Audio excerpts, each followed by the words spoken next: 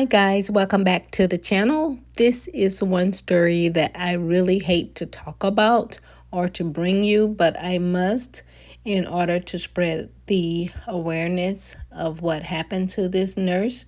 This was a beloved visiting registered nurse who was brutally murdered by a convicted sex offender who had a long history, I'm told, of violence. Her body was found in a transitional house that he lived in as he was a registered sex offender. It is also reported that many in the community did not realize that they had such a transitional house for sex offenders.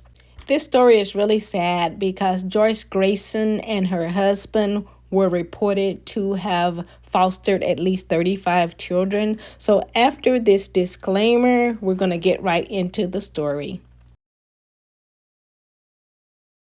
Death of a visiting nurse at a Willimantic home over the weekend. And today we learned that nurse's name.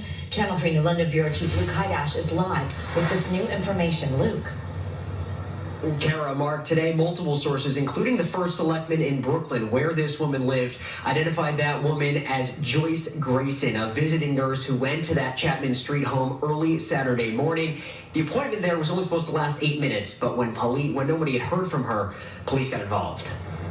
There's little girls living next door. I have my nieces sometimes come here and my granddaughter sometimes. Juan Ruiz didn't know the home he's lived next to for 2 years was a transitional house for registered sex offenders to get back into society. No, I do not know that. That's why I'm really pissed off. I'm really I can't even believe that. It's run by The Connection, a community housing program headquartered in Middletown. We're working to learn what agency the visiting nurse worked for and if she was there alone or with anyone.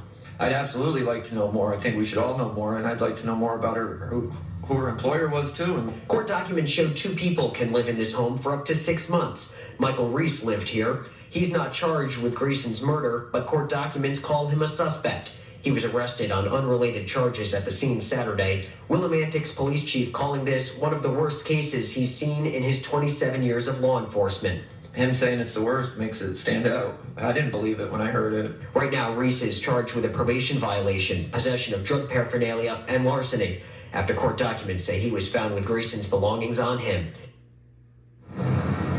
In the last 15 minutes, we learned that Joyce Grayson was a longtime foster parent and had taken care of 35 children between 2002 and 2021. And in a statement to Channel 3, the Department of Children's and Families says our hearts and sincere condolences are with the families, friends, and colleagues, and the neighbors and the DCF staff who loved and worked with Joyce Grayson, a devoted and compassionate foster and adoptive parent of almost 2 decades.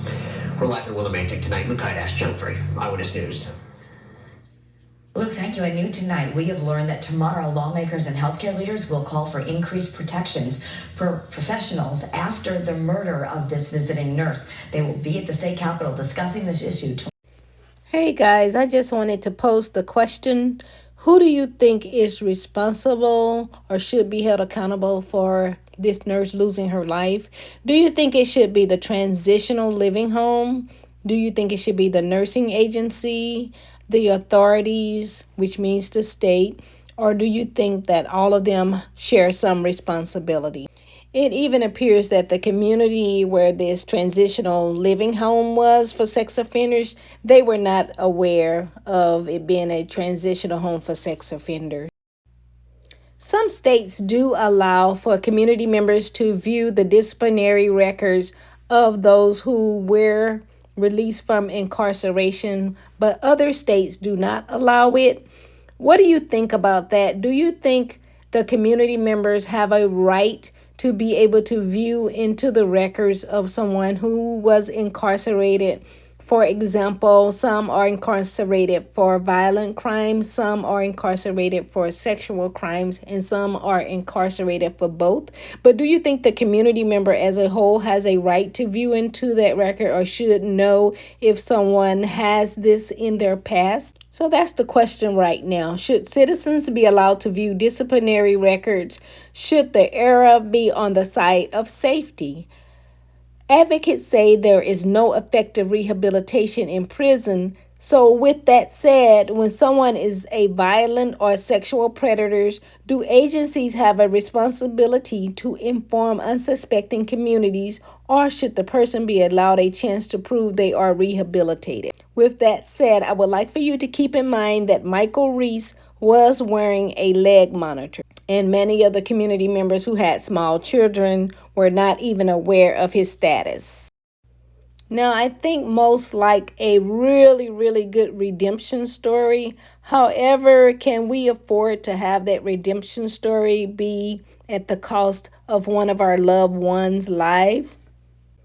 I hate the thought of someone being tortured by a stigma from the past, but we need to do something for rehabilitation while the person is in prison.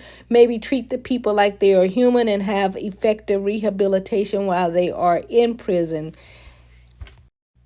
Not one size fits all, meaning not everybody has the same story, not everybody will benefit, not everybody will turn out the same. However, through my lived experience, I can say for surety that some of the cases that I have seen has been where it's been a us against them mentality.